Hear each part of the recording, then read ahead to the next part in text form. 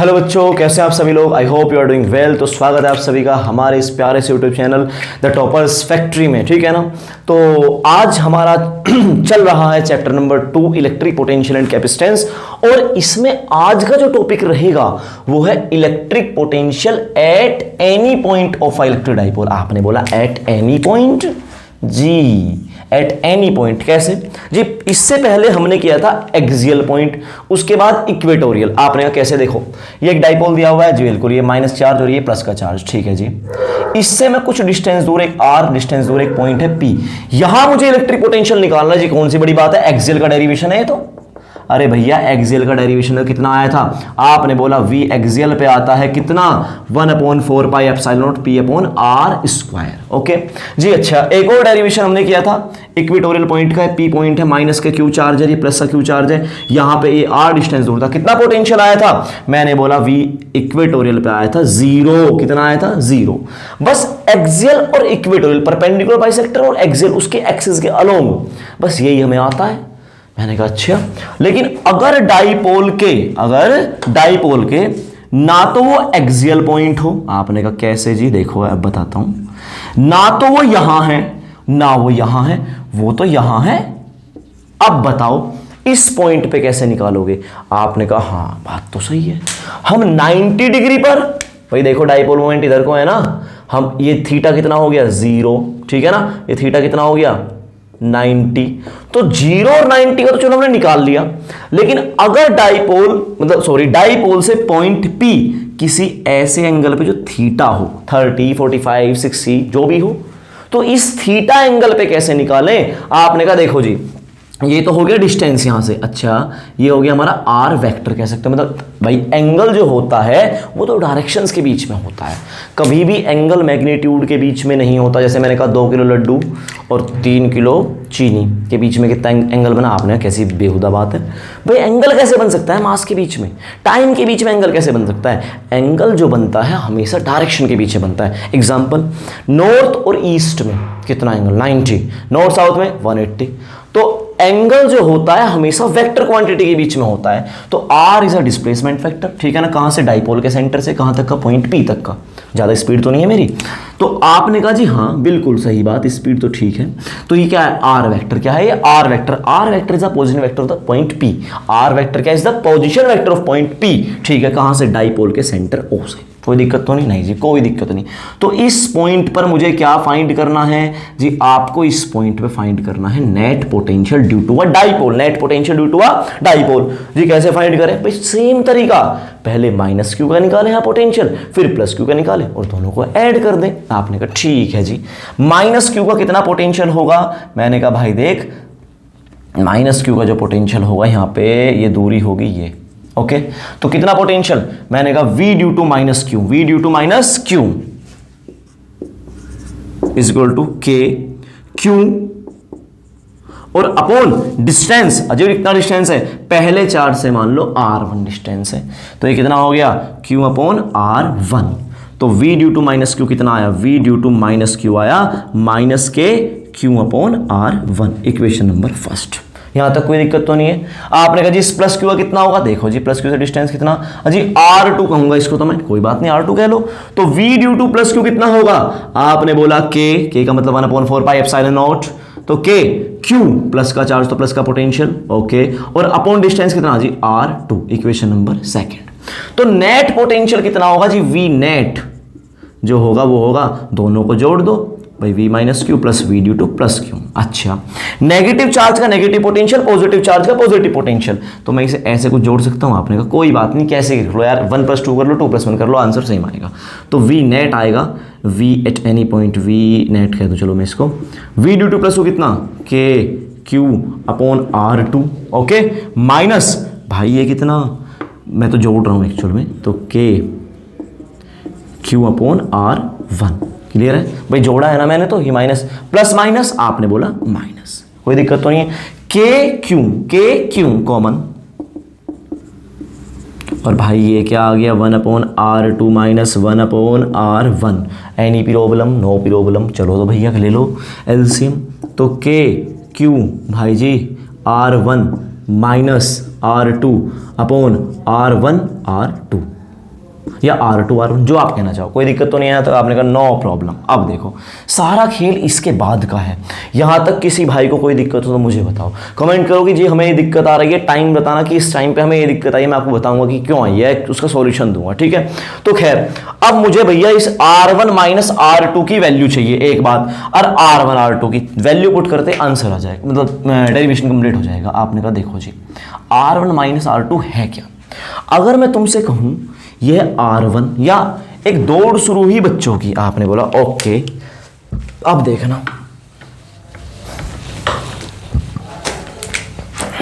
यहां से मैंने कहा यहां पहुंचना है जी, आपने कहा ओके, ये तो भैया ये वाला अब पहुंचा है। ये बताओ बात डिफरेंस कितना। मान लो जी मैं तो गया R1 से, तू गया R2 से, ठीक है ना भाई, दो हैं, एक R1 डिस्टेंस कवर किया, एक ने R2 वगैरह। तो मैं ज्यादा चला, कितना ज्यादा चला, मैंने कहा परपेंडिकुलर बना दे भाई, ले। तो ये क्या है, ये आपने बोला ये दूरी होगी R1 माइनस R2। समझ में आ गया। तो मैं कह दूं कि ये जो परपेंडिकुलर आप ड्रॉ करोगे ये, तो ये दूरी कितनी हो जाएगी, आपने बोला R1 माइनस R2। कोई दिक्कत तो नहीं है। हाँ जी बिल्कुल दिक्कत नहीं है। अगर मैं आपसे कहूं ये एंगल कितना है, आपने बोला थीटा, तो ये कितना होगा जी, मेरी बात सुनो, इसमें एक लोचा है थोड़ा सा, बस इस बात को समझ लेना, आप सब बात समझ जाओगे। मैंने कहा भाई एक बात तो बताओ भाई, तो यहां से तूने दौड़ना शुरू किया, मैं तुम्हारी बात मानता हूं, पर एक बात तो बताओ भैया, ये डाइपोल है, क्या है डाइपोल, और डाइपोल का साइज क्या होता है, आपने बोला बहुत छोटा, जैसे HCl में H पॉजिटिव Cl नेगेटिव, यही तो होता है डाइपोल। आपने कहा बात तो आपकी सही है, HCl। अब H और Cl के बीच में ट्रीटी हुई कि भैया हम दोनों एक इलेक्ट्रॉन अपना बीच में शेयर करके रख देंगे। इसने कहा जी ठीक है। तो ये वाला हरामी है थोड़ा सा, इसने कहा क्या करा, ज़्यादा इलेक्ट्रॉनिक अपने पास रखता, तो इसने करा जी H ये और Cl। अब क्या हुआ, इधर को थोड़ा शिफ्ट हो गया, तो इस पर नेगेटिव चार्ज, पार्शियल नेगेटिव, इस पर पार्शियल पॉजिटिव चार्ज। तो भैया पॉजिटिव और नेगेटिव के बीच में क्या आ गया, थोड़ा सेपरेशन, इसे बोलते हैं इलेक्ट्रिक डाइपोल। तो डाइपोल का खुद का साइज तो बहुत कम है। अगर इसका डाइपोल का साइज बहुत कम है तो कह दूं कि लगभग R1 nearly equal to R2 होगा। नहीं समझे भैया, ये डाइपोल का A पॉइंट है, ये B पॉइंट है। अब मैं कहता हूं तुमसे, if point A and B are very close, अगर ये दोनों के दोनों पॉइंट क्या है, बहुत ही नजदीकी पॉइंट है, आर वेरी क्लोज, तो R1 nearly equal to R2 नहीं होगा। हाँ जी बिल्कुल होगा।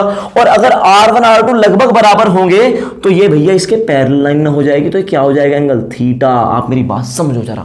अरे भैया जब R1 और R2 बिल्कुल पास पास हैं तो सारे एंगल सेम ही ना होंगे। ये R2 का भी उतना एंगल हो गया, ये उतना हो गया, ये भी थीटा उतना हो गया। आपने कहा जी बिल्कुल सही बात है, अगर नियरली सेम है थीटा भी सेम होगा।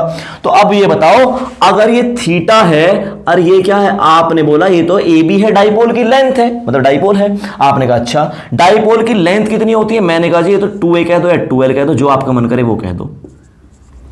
ठीक है भाई साहब, तो ये है 2a और ये क्या है थीटा, ये क्या है थीटा। तो भाई R1 माइनस R2 क्या होगा जी, मुझे नहीं पता क्या होगा, तुम ही बता लो। आओ जरा बेटा एक बात बताओ, कोस थीटा बराबर क्या होता है, या भैया ये हो गया R1 माइनस R2 थीटा के साथ वाला कोस थीटा, ठीक है ना।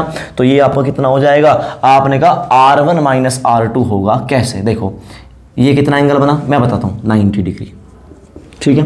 ये कितना एंगल बना 90। अब ये बताओ ये क्या हो गया R1 माइनस R2, जी ये तो बेस हो गया। नहीं समझे, अरे भैया R1 माइनस R2 किसकी तरह काम कर रहा है, आपने बोला R1 माइनस R2 बेस की तरह काम कर रहा है ट्राइंगल के।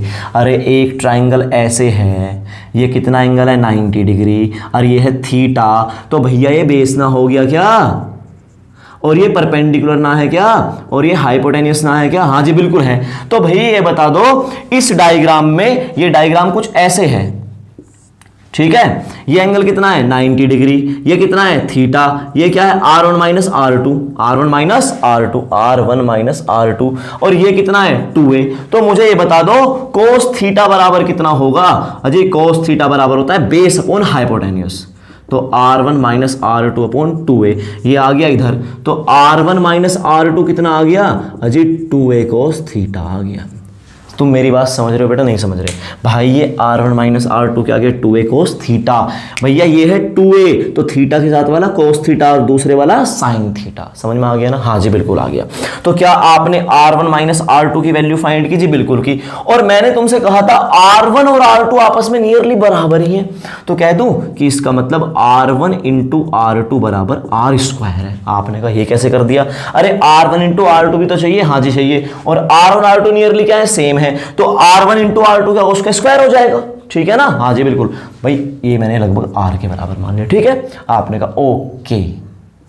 ठीक है, अब बताओ जी क्या होगा? अब देखते हैं ji. Potential net, V net, net potential,